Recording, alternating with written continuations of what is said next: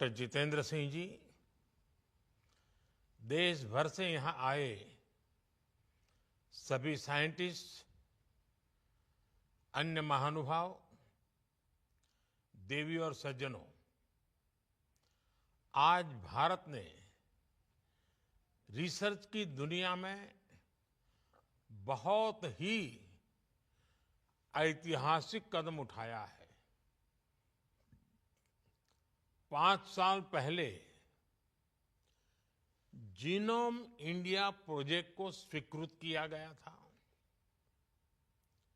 इस बीच कोविड की चुनौतियों के बावजूद हमारे वैज्ञानिकों ने बहुत मेहनत से इस प्रोजेक्ट को पूरा किया है।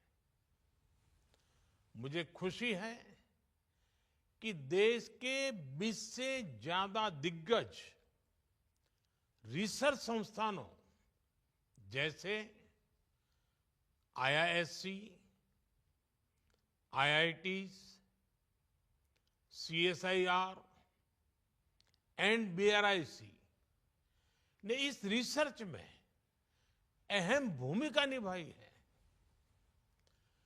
इस प्रोजेक्ट का डेटा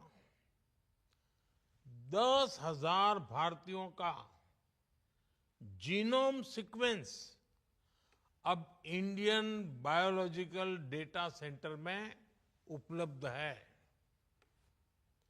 मुझे विश्वास है बायोटेक्नोलॉजी रिसर्च के क्षेत्र में ये प्रोजेक्ट एक मील का पत्थर साबित होगा। मैं इस प्रोजेक्ट से जुड़े सभी साथियों को बहुत बहुत शुभकामनाएं देता हूं। साथियों, जीनोम इंडिया प्रोजेक्ट भारत की बायोटेक्नोलॉजी रिवॉल्यूशन का एक महत्वपूर्ण पड़ाव है। मुझे बताया गया है कि इस प्रोजेक्ट की मदद से हम देश में एक डाइवर्स जेनेटिक रिसोर्स बनाने में सफल हुए हैं। इस प्रोजेक्ट के तहत देश में अलग अलग आबादियों से जुड़े 10,000 लोगों की जीनोम सीक्वेंसिंग की गई है।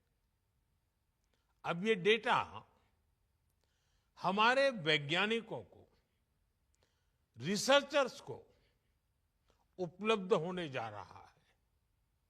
इससे हमारे स्कॉलर्स को, हमारे साइंटिस्ट को भारत का जेनेटिक लैंडस्केप समझने में बहुत बड़ी मदद मिलेगी।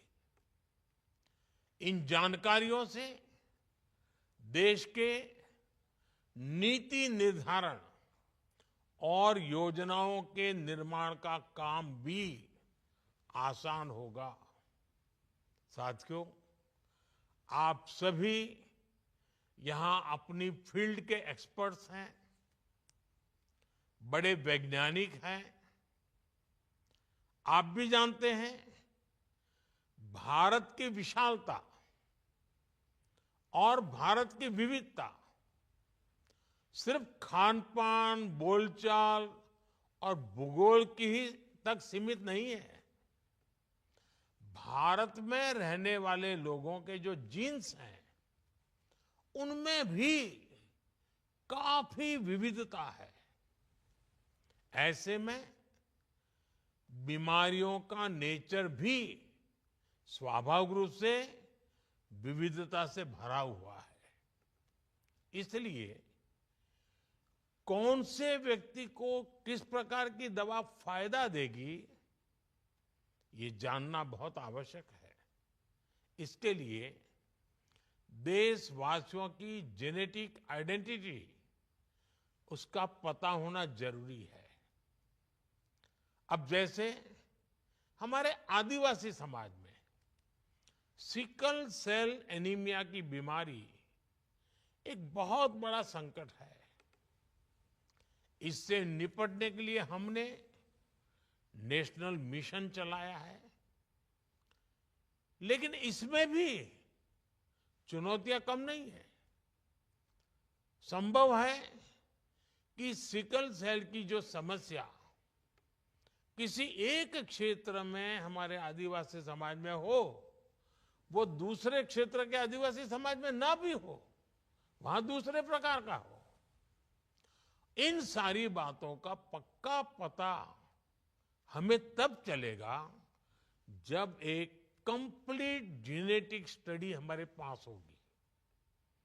भारतीय आबादी के अनूठे जीनोमिक पैटर्न्स को समझने में इससे मदद मिलेगी और तभी हम किसी खास ग्रुप की विशेष परेशानी के लिए वैसे ही विशेष सॉल्यूशन या फिर प्रभावी दवाएं तैयार कर सकते हैं। मैंने सिकल सेल का उदाहरण दिया है, लेकिन ये इतने तक सीमित नहीं है। ये तो मैंने एक उदाहरण के लिए बताया। भारत में आनुवांशिक रोगों यानी एक पीढ़ी से दूसरी पीढ़ी को ट्रांसफर होने वाली बीमारियों के बहुत बड़े हिस्से से आज भी हम अनजान है। जीनोम इंडिया प्रोजेक्ट भारत में ऐसी सभी बीमारियों के लिए प्रभावी इलाज के विकास में मदद करेगा।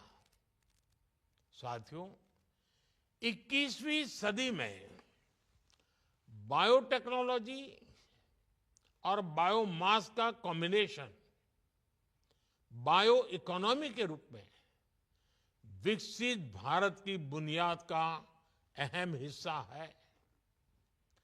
बायो इकोनॉमी का लक्ष्य होता है नेचुरल रिसोर्सेज का सही इस्तेमाल, बायो बेस्ड प्रोडक्ट्स और सर्विसेज का प्रमोशन और इस सेक्टर में रोजगार के नए मौके बनाना।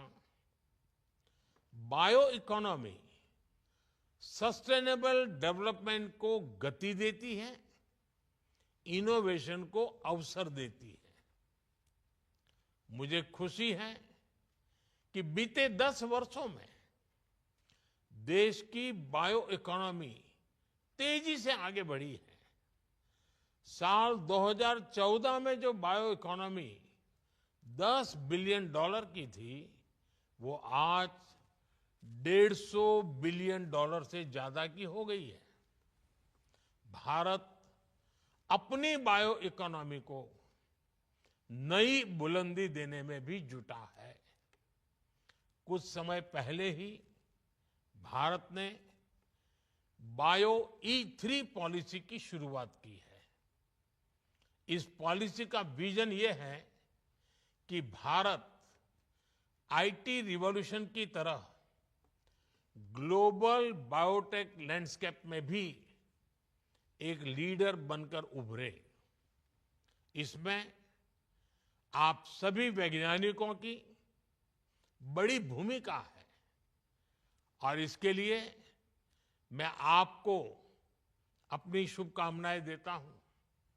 साथियों, विश्व के एक बड़े फार्मा हब के रूप में भारत ने जो पहचान बनाई है, उसे आज देश नया आयाम दे रहा है।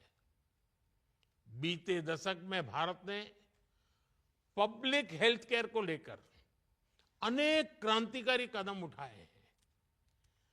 करोड़ों भारतवासियों को मुफ्त इलाज की सुविधा हो, जन औषधि केंद्रों में 80% डिस्काउंट में दवाएं उपलब्ध कराना हो, आधुनिक मेडिकल इंफ्रास्ट्रक्चर का निर्माण हो, ये पिछले 10 साल की बहुत बड़ी उपलब्धियां हैं। कोरोना काल में भारत ने ये सिद्ध किया है कि हमारा फार्मा इकोसिस्टम कितना सामर्थ्यवान है। दवाओं की मैन्युफैक्चरिंग के लिए भारत में ही मजबूत सप्लाई और वैल्यू चेन बने, ये हमारा प्रयास है। जीनोम इंडिया प्रोजेक्ट अब इस दिशा में भारत के प्रयासों को नई गति देगा, नई ऊर्जा से भरेगा। साथियों, आज दुनिया ग्लोबल प्रॉब्लम्स के सॉल्यूशंस के लिए भारत की तरफ देख रही है। हमारे आने वाली पीढ़ी के लिए एक रिस्पॉन्सिबिलिटी भी है, एक अपॉर्चुनिटी भी है। इसलिए आज भारत में एक बहुत बड़े रिसर्च इकोसिस्टम का निर्माण किया जा रहा है। बीते 10 सालों में रिसर्च और इनोवेशन के लिए पढ़ाई के हर स्तर पर बहुत जोर दिया गया है। आज 10,000 से ज्यादा अटल टिंकरिंग लैब में हमारे स्टूडेंट्स हर रोज नए नए एक्सपेरिमेंट कर रहे हैं। नौजवानों के इनोवेटिव आइडियाज को आगे बढ़ाने के लिए पूरे देश में सैकड़ों अटल इंक्यूबेशन सेंटर बने हैं।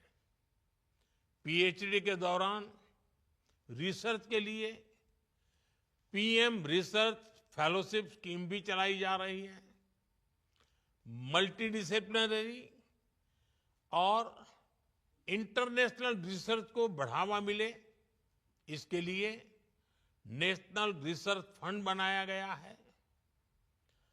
अनुसंधान नेशनल रिसर्च फाउंडेशन में, उससे देश में साइंस, इंजीनियरिंग, एनवायरनमेंट, हेल्थ, ऐसे हर सेक्टर में और नई प्रगति होने वाली है।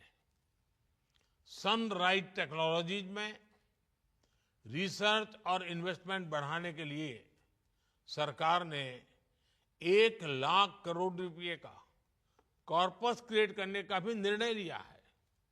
इससे बायोटेक्नोलॉजी सेक्टर का भी विकास होगा और यंग साइंटिस्ट को बहुत मदद मिलेगी।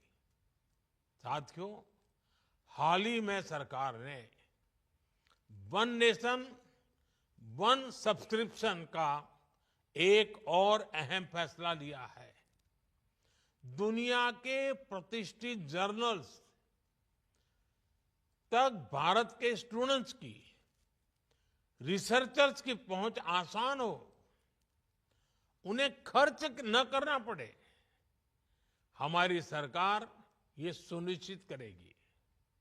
ये सारे प्रयास भारत को 21वीं सदी की दुनिया का नॉलेज हब, इनोवेशन हब बनाने में बहुत मदद करेंगे।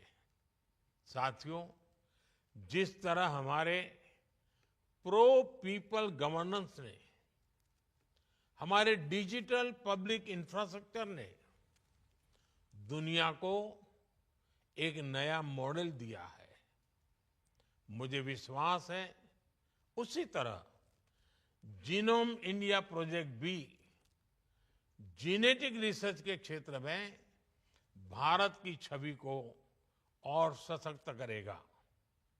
एक बार फिर आप सभी को जीनोम इंडिया की सफलता के लिए मेरी ढेर सारी शुभकामनाएं।